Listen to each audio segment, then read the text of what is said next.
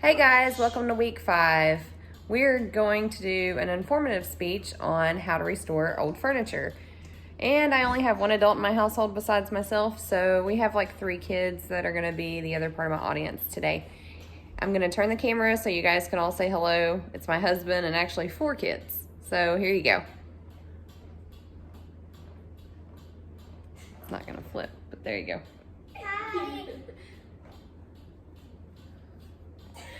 Okay, anyway, now let's get on to the speech. Okay, so my speech is going to tell us how to restore old furniture to make it look beautiful in your home.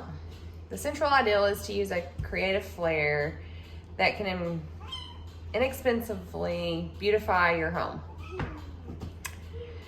Let's see, I was on Pinterest searching for ways to restore items for my home. I had looked at different pieces of furniture that I wanted to add to our home to make some changes.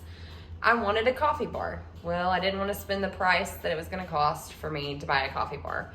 So therefore, I had looked on Facebook online and found a piece of furniture that is actually a wine cabinet / coffee bar now in my home. When we first got the piece of furniture, it was pretty bad. The person that had it before tried to paint it. It had rough edges everywhere. It looked like it could use a makeover. So therefore, I invested in some sanding paper, which this is your P180 grit, and this is your P220 grit. And then this one is your P80 grit, which it actually took the P80 grit to get rid of the varnish / paint / buildup that was on this cabinet. This is the tool that I put my sandpaper on, and I sanded this whole entire item by hand with this tool. You can also buy electric sanders, which these are the electric sanding pads that you would use then. The first one is a 60 grit, which we used on one of our other projects. This one is a 240 grit, and this one is a 120 grit. Those are some of the other items that you can use while doing this as well. This is the cabinet, now that it is all finished, and I'm going to tell you the steps on how to finish the cabinet. First off, you're going to pick what piece of furniture you want to do, and then you're going to pick your color and your paint finish, whether you want eggshell, you want glossy, you want flat. And then you're gonna pick your sandpaper, whether you wanna do it by hand, which that is what I prefer to do, or you can pick your sandpaper for an electric sander or an air sander for that matter. Sorry, I thought I had a kitten grabbing a hold of me. And then after that, you're gonna decide where you want to sand your piece of furniture. Me personally, I picked sanding on my front porch because I did not want my furniture sanded inside my house and have sanding dust all over my house. So I sat outside and I sanded my project by hand. I spent probably an hour and a half to 2 hours hand sanding my project, but in the end, it looked beautiful. In order really for paint to adhere to a project that has so much buildup on it or varnish, you're going to want to sand your item down in order for the paint to actually do its job. The paint that we picked actually had a paint and primer mix, so therefore it adhered pretty well. Once you sand down your project by hand, you're going to want to take a towel, and it's going to be a dry towel because you don't want the wood to be wet.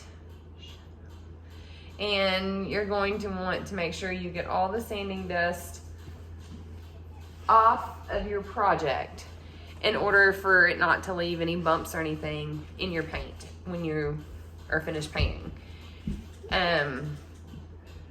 Once you're done with that, you want to get a drop cloth, which you can do plastic drop cloths or you can do cloth drop cloths. I chose a cloth drop cloth. I think it's easier and you can use it for more projects more than just one. Where the plastic ones, they rip pretty easy. If you move your project around on it, it will put a tear into your drop cloth. After that, you're gonna want to put your drop cloth down, set your furniture piece on top of it, and decide where you wanna paint it. I chose outside because I really didn't feel like I could trust my kids around the paint to paint it inside and not step in it, or one of our new kittens and step in it and get it in my floor. So I painted my project outside. Once you've done that, you will get your paint. Make sure it's blended well. You'll take a stir stick and stir it. Make sure that your paint is blended properly so you get the right color and a right effect from the paint that you've chosen. Then you will take your paintbrush or your roller and you will dip it in the paint, and then you will start painting your project. Sometimes it depends on what color you pick. You may have to put 2 coats onto your project, and sometimes you may not. I personally put 2 coats on my cabinet when I did it because I wanted a more darker finish than what it would have been with just 1 coat.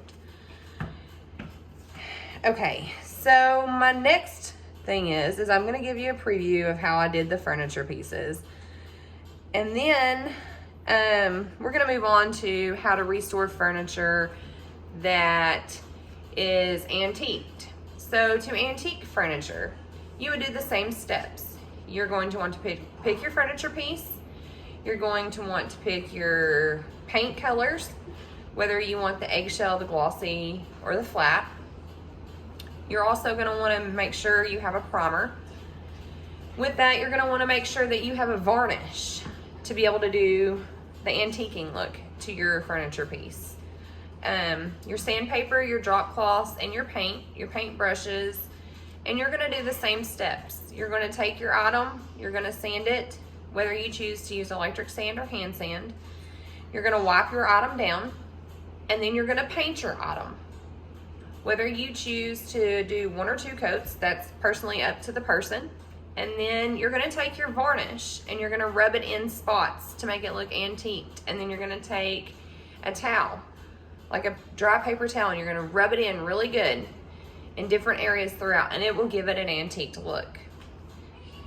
I hope that this helps you as much as it helped me. If you tally up the amount of money that you spend, I think I spent almost $43 on my project, where if I was to go to a furniture store and buy the project that they had done outright, brand new in a store, it would probably cost me well over $100 for the item that I was looking for. Hopefully this will help your family save money as much as it helped mine, and it is a beautiful conversation piece that's in our home for years to come.